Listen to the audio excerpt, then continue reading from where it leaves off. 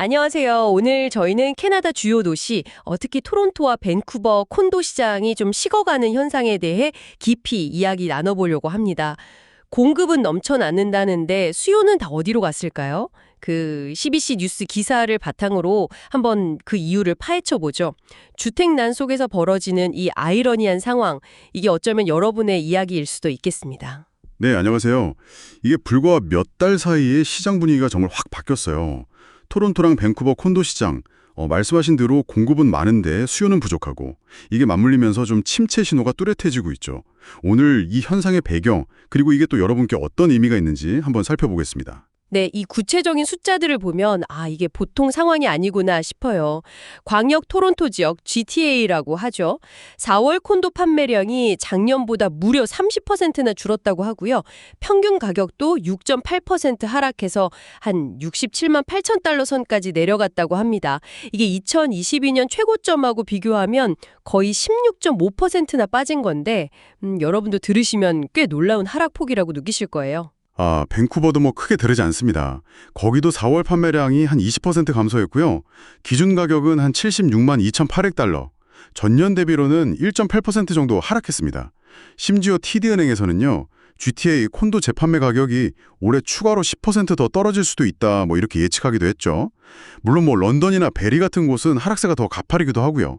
반면에 에드먼튼이나 몬트리올처럼 아직은 뭐 비교적 괜찮은 시장도 있긴 합니다만 아무튼 지금 시장에 참여하시려는 여러분 모두에게 이게 직접적인 영향을 미치는 현실인 거죠. 와, 그렇군요.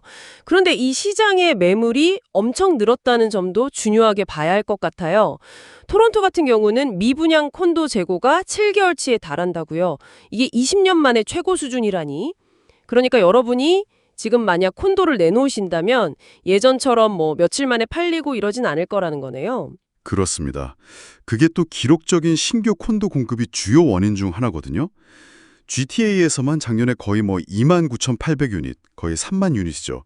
이게 완공됐고 올해도 계속 공급이 될 예정이에요. 이게 한 2, 3년 전에 시장이 엄청 뜨거웠잖아요. 그때 수요 예측을 반영한 결과인데 지금 이렇게 식어버린 수요와는 완전히 어긋나 버린 거죠. 밴쿠버 역시 연말까지 신규 미분양 콘도 수가 60%나 급증할 거다 이런 전망도 있고요. 이 엄청난 물량이 지금 시장을 약간 짓누르고 있는 그런 형국입니다. 여기서 진짜 궁금한 게 이거예요. 공급이 이렇게 넘쳐나는데 왜 사려는 사람은 없는 걸까요? 그 첫 주택 구매자들 그리고 투자자들 이 양쪽 모두 지금 시장에서 사라진 건가요? 네, 일단 첫 주택 구매자들 입장에서 보면요. 가격이 뭐 조금 내렸다고는 하지만 여전히 좀 부담스러운 수준이죠. 그리고 소위 그 하늘 위의 신발상자라고 불리는 아주 작은 유닛들 있잖아요. 토론토 평균이 한 650제곱피트 정도라는데 이게 과연 실제 거주하려는 사람들, 뭐랄까 여러분이 만약 가족과 함께 살 집을 찾는다면 이런 작은 콘도가 필요해 맞을까요? 건설사들이 과거의 투자자들 입맛에 맞게 작은 유닛 위주로 공급을 했는데 이게 지금의 실제 거주 수요와는 잘 안 맞는다는 그런 지적이 있습니다. 이 구조적인 미스매치가 문제를 좀 더 키우고 있죠. 그렇군요.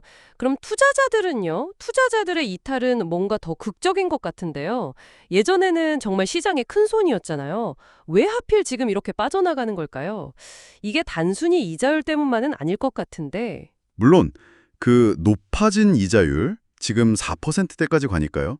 이 차입 비용으로 임대 수익을 내기가 어려워진 게 아주 결정적입니다. 현금 흐름이 안 맞는 거죠. 근데 그게 전부는 아니에요. 정부의 이민자 수 조절 정책 같은 것들이 임대 수요 증가세를 좀 둔화시킨 면도 있고요. 거기다가 신규 임대주택 공급까지 늘어나면서 임대료가 아예 하락세로 돌아섰습니다. 토론토는 1년 전보다 6%, 밴쿠버는 4%나 떨어졌다고 해요. 임대료 하락이요? 이건 뭐 세입자들한테는 좋은 소식일 수 있겠지만 투자자들한테는 정말 수익성 악화라는 치명타겠네요. 정확합니다. 거기다 설상가상으로요. 몇 년 전에 좀 높은 가격에 분양받았던 콘도들 있잖아요. 이것들의 현재 가치가 분양가보다 오히려 낮아져서 손실을 보는 사례도 막 나오고 있어요. 예를 들어 밴쿠버에서는 제곱피트당 2,500달러에 샀는데 감정가가 1,900달러로 나온다거나 뭐 이런 경우도 있다고 하더라고요. 여러분이 만약 그런 경험을 하셨다면 다시 투자형 콘도 사고 싶으시겠어요? 이런 좀 쓰라린 경험들이 투자자들의 시장에서 떠나게 만들고 있는 겁니다. 여기에다가 뭐 경제 전반의 불확실성이나 실업률 증가 같은 거시적인 요인들까지 더해지면 구매 심리는 더 위축될 수밖에 없겠고요. 네, 맞습니다. 모든 요인이 좀 복합적으로 작용하고 있는 거죠. 전문가들은 이런 약세장이 뭐 몇 년 더 이어질 수도 있다, 이렇게 보고 있고요. 뭐 긍정적으로 보자면 이게 너무 투자자 중심이었던 시장에서 실제 거주자 중심으로 좀 재편되는, 어찌 보면 건강한 조정 과정일 수도 있댔죠. 하지만 당분간은 불확실성이 크다는 점은 여러분이 좀 염두에 두셔야 할 것 같습니다. 네, 그럼 오늘 이야기를 좀 정리해 보면요. 캐나다 주요 도시 콘도 시장은 기록적인 공급 증가와 함께 수요가 급감하는 이중고를 겪고 있다. 특히 높아진 이자율, 여전한 가격 부담, 그리고 결정적으로 투자 매력이 크게 감소하면서 투자자들이 시장을 떠나는 게 이 냉각 현상을 가속화하고 있다. 이렇게 볼 수 있겠네요. 네, 그렇습니다. 공급과 수요의 심각한 불균형, 이게 현재 상황의 핵심이라고 할 수 있습니다. 뭐 단기적으로 금리가 좀 내린다고 해도 이 근본적인 구조를 바꾸기에는 좀 역부족일 수도 있다는 생각도 들고요. 오늘 이야기를 쭉 들어보니 이런 콘도 시장의 변화가 앞으로 캐나다 도시의 주거 형태나 아니면 도시개발 전략 같은 데에는 또 어떤 장기적인 영향을 미치게 될지 그게 참 궁금해지네요. 이 질문을 여러분께도 한번 던져보면서 오늘 분석은 여기서 마무리하도록 하겠습니다.